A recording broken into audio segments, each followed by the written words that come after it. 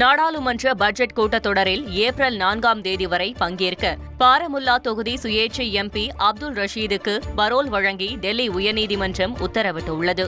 பயங்கரவாதிகளுக்கு நிதியுதவி வழங்கியதாக தொடரப்பட்ட வழக்கில் கைது செய்யப்பட்டு அவர் திகார் சிறையில் இருக்கும் நிலையில் பரோல் விடுப்பின் போது செல்போனை பயன்படுத்தக்கூடாது, ஊடகங்களை சந்தித்து பேசக்கூடாது என டெல்லி உயர்நீதிமன்றம் நிபந்தனை விதித்துள்ளது.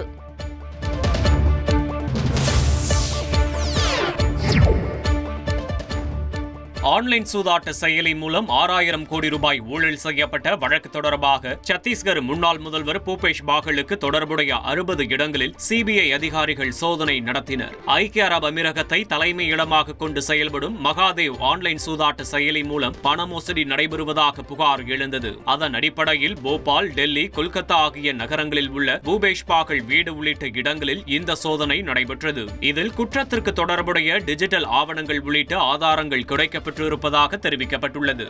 அலாவுதீன் நாட்டை காப்பாற்ற போராடும் சாமானிய இளைஞனின் சுவாரஸ்ய கதை தினமும் இரவு 8 மணிக்கு.